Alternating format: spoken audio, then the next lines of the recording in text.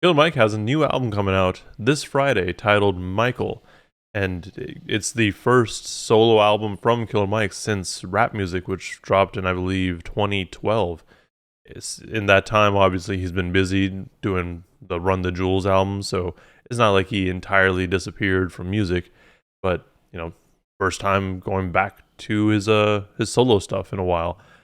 So everyone's rightfully interested and excited. And since the album's announcement, he's put out a few singles, but the one that I think most people were looking forward to is this one, titled Scientists and Engineers, featuring Future and Andre 3000, as well as Aaron Allen Kane. I mean, I don't think I need to explain it any further. We got to go bar for bar and break down these lyrics. If you're new here, these breakdowns are where I go through and read out the lyrics to a song and give my interpretation of what the artist is trying to say. My interpretations are not always correct, and I do miss things. So if I miss something or misinterpret anything, please let me know in the comments below. That way, everyone gets to learn something. The track starts off with an intro from Aaron Allen Kane and Future. Standing in the rain, should I write things? Streets ain't the same. They spend one time, then spend again. Love to an angel. It makes sense in the context of the album, or at least what it sounds like Killer Mike is trying to do, with a lot of the duality stuff, and it being named Michael. It sounds like it's going to be a very personal album. It sounds like he's going to go through a lot of the things that he's gone through, I guess. Also, there is a track literally titled Don't Let the Devil. Plus, the album art has him with devil horns and a halo, so a lot of these references to that. But pretty on topic and on theme as far as a intro / chorus goes. This goes right into Andre 3000's verse. Communication coming in, too much that I can't communicate with all of them. I do wish I had scientists or engineer friends. Let's go. Get out of here, petrol is cheaper than it's ever been. This communication coming in is from Andre 3000, potentially, because dude's all over the place. Last we saw of him, I think he was in Tokyo playing the flute, as he is one to do. But, it could also just be general communications, like cries for help. Like, there's all these communications that are coming in that Andre 3000 and maybe others, maybe just speaking generally, just feel like they can't communicate back. Like there's too much happening, or it's too overwhelming, like what these people are trying to communicate, that he kind of feels bad about it, or it's getting to the point where it's too overwhelming and too maybe negative, that he's looking to find scientists and engineer friends to leave this planet, to just go somewhere else, because apparently petrol is cheaper than it's ever been. I don't necessarily know about that. I still pay a lot for gas, but anyways. Then, who's to say when all will end? All I know is when the portrait painted, better have your portion of the rent. $1 more and you will get upgraded. When you think you've made it, you are then just tolerated, overrated. Hope I'm 80 when I get my second win. And then he's just kind of being realistic about it. Like, who's to say that even if you leave, everything that's going on is going to end? Like, just because you are no longer in something doesn't mean it doesn't exist or didn't exist. Like these things still happen. Or if you feel like you're the problem, maybe, or if you remove the problem somehow, that's not necessarily going to solve everything. So when the portrait is painted, better have your portion of the rent. When it's all said and done, you gotta pay to play. You gotta do your part. You gotta show up. Few ways to think about it, I guess. I think it's more of like a, hey, when push comes to shove, are you gonna actually do what you're saying you're gonna do? Are you gonna show up? $1 more and you'll get upgraded. When you think you've made it, you are then all that. This could be talking about just what's it called? Pay disparity in America, more specifically with Black people in America, where you have people who are getting underpaid and undervalued, and then you get that raise, you think you're gonna get more money, and you think, with that extra money, you're going to get an elevated status of life, if you're going to get upgraded, but turns out you're still just tolerated. And that feeling is, and then not that feeling, but the idea of getting paid more is just kind of overrated in that sense. Small potatoes, all I ate before potato chips would cut my corner lips. Operator, I would pray that you connect me to a sip of sangria, Zambia, camera, cameo, hand me a handful of hips. A stamina, stampede of happily happenings, dabbling into a bliff. Andre 3000 likes tongue twisters, apparently. Small potatoes is all he ate before potato chips would cut his corner lips. I mean, literally, he could be talking about potato chips cutting the corners of his lips. That doesn't sound like a pleasant thing, so maybe that's why he was eating small potatoes. It sounds like he's going back to the communication bit with the operator, I will pray you connecting me to a sip. So he's like going back to that communication, trying to find some, not resolution, but some way to kind of take his mind off of things, I guess, because he's trying to find a sip of sangria, go Zambia. That's where they're gonna get a random camera cameo of Andre 3000, where he just, roaming the world. Beyond neon, beyond the ambience, beyond as you promise that you will live. Do summers ever forget? Put your must feel like a kid. Cucumber will make a drip. Do jump on and hit a split. Hookers don't really do shit. Do get lantern in it, bitch. Rebelling is like an itch. Know how he cut off that Oblivion bit. Oblivi, V on, neon, beyond, all the ways to end Oblivion. So Vion, don't necessarily know what he was talking about, but neon signs, like kind of a dystopian idea, like kind of cyberpunkish, like where everything's just neon and grim sometimes.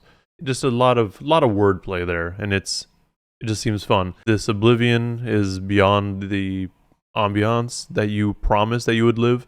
Another thing to think of with the neon stuff is like, you're going to a big city, you're going to bigger and better things. This is a different ambiance that you've wanted to get elevated into. But it's also just Oblivion, maybe. Maybe it's just futile and it's not really worth it. And maybe that's what he's going through himself. Maybe that's why we never got a solo Andre 3000 album. Maybe that's why he just keeps exploring the world. He's kind of come to that conclusion in his head that maybe the fame isn't what he wants. This then goes into the second verse, which is from Future. Diamond shaped like a teardrop. I got the streets in the head like fly, just like a skydiver. Spill, I can get manslaughter. I don't know necessarily what Future is trying to go for here. Diamonds are shaped like a teardrop, sure. Got some diamonds shaped like that. He got the streets in a headlock. I don't know that Future has that hold anymore. I don't know. I'm not in the streets like that. I don't listen to what people listen to. Fly like a skydiver, spirit, I can get your man slaughtered. He's dope. He's a cool dude. But he can also get people taken care of. Suicide door on the Range Rover. Depending on the time I was laying up, I could have been wearing an animal. Pull up and get at you in the Lambo. When it gets odd, I think I took a gamble. Very, very much a Future line. But it sounds good. Could have been wearing an animal. He's just talking about being rich. He could have been wearing like a fur coat or something. Trying to avoid cameras, break my heart. Trying to avoid cameras. I keep shit loaded like a band. Learn how to turn a trap house to a mansion. Watch me watch the world take my pain and balance it. So this, he starts to get a little bit more reflective. Like people like Future because of his toxic bars, which is kind of funny that he's mentioning like, oh, I'm trying to avoid the cameras now. Like he's the one who put it out there. I get it though. Like maybe paparazzi's doing too much. They want to get way too much information, get all up in his face about shit. And he said, watch the world. Watched me watch the world. He watched himself while the world watched him like take the pain that he's endured, I suppose, and just trying to find some balance in it. It's better to be an outcast in a world of envious. White socks feeling flip-flop. Chanel vintage till infinity. I'ma live forever. This then goes into the final verse from Killer Mike. And at this point in the song, the beat kind of switches up. It just kind of, it builds more. The computers and robbers and looters with shooters and shooters with Rugers and shooters with Ruger. CDs with my tutors and my tutors taught me a terrible miracle. I think Killer Mike is just talking about music specifically at this point and like how he did music and what he was around while he was started out. Because again, this is meant to be, at least in my head, this album is meant to be more of like a reflection on his life thus far. So he's doing music. Obviously, there's computers involved. And the people that he's doing music with are robbers and looters.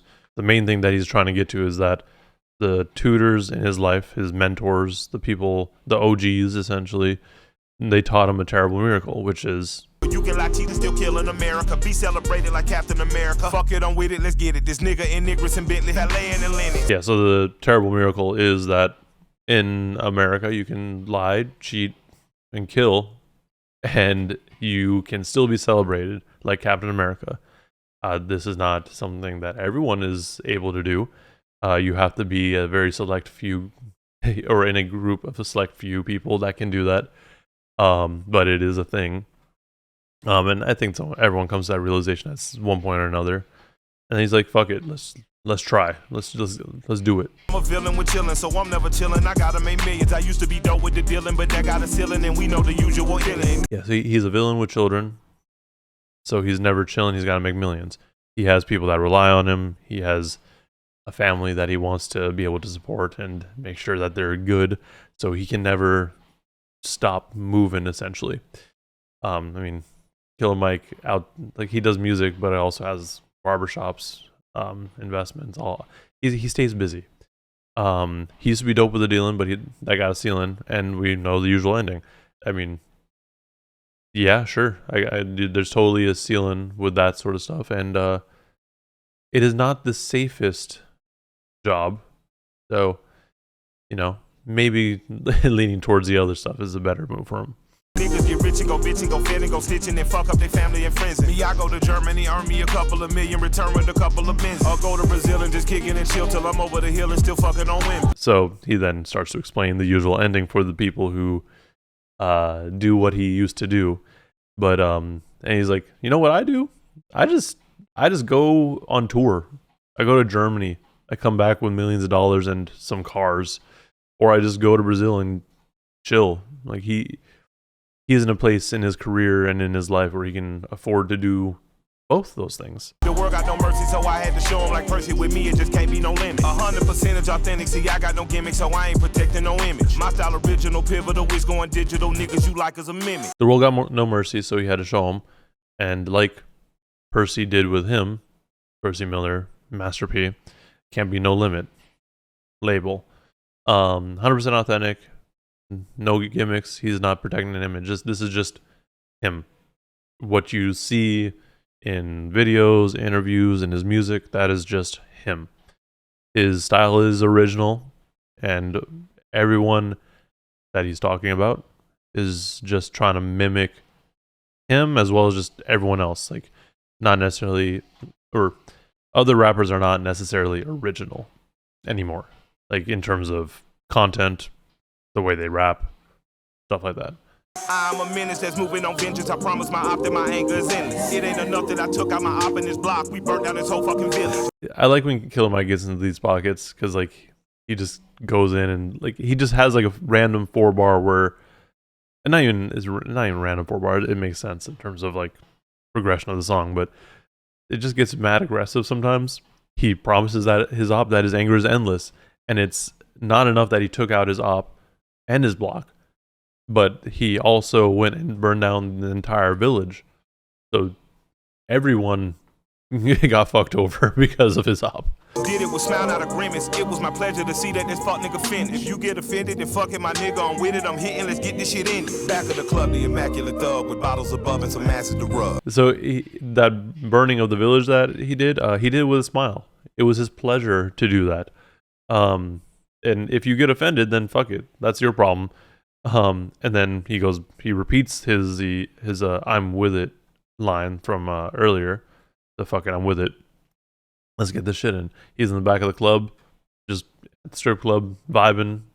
And he's He's got bottles, just chilling. He does this thing. Like, this is just him. Look at me, bitch. Look at me, bitch. Look at the crook in me, bitch. Look at me, hit you with crookedy. Now I got you walking crookedly. They should be booking me. They should be booking me, know that they won't. I'm the loneliest monk in the dome. I don't know what Killer Mike's doing in the back of the club. He needs to chill out with that. But the main thing that you can draw from that is he's got people walking crooked.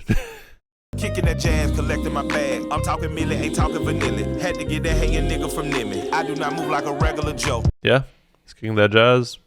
He's taking a milli, not like Milli Vanilli. And he had to get the haters away from him. He's not a regular person. I'm not moved by no regular hoe. I do not wish for no regular life. I did not marry a regular wife. You think that I'm losing, you smoking a pipe. Yeah, and then he just kind of ends out his verse with that. This then goes into an outro, which kind of repeats the whole "I'ma live forever" that we've heard throughout the song. And yeah, then the song ends. Overall, I thought the song was cool. It kind of transitions a few times, but I don't think it necessarily gets confusing or like it doesn't really overstay its welcome. I don't remember how long the song is. It's about 4 minutes, so pretty average length runtime, I would feel, for me at least. Andre 3000's verse is pretty cool. He got into a cool pocket with the whole Oblivion bit. And then Future was okay here.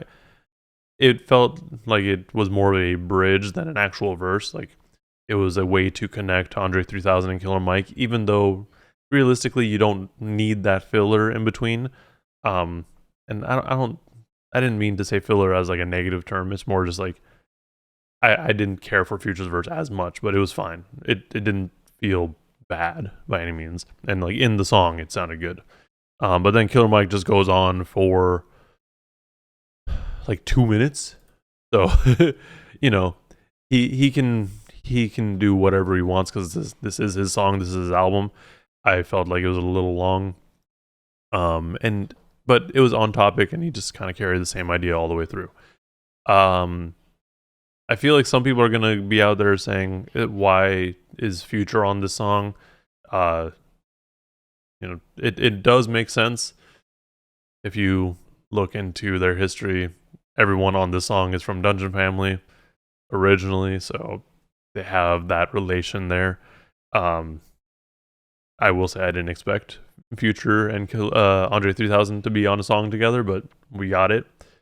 But yeah, overall, I thought the song was cool. I'm going to listen to it a few more times. I've only listened to like literally one time as I was doing this, so we'll see how it holds up with more listens.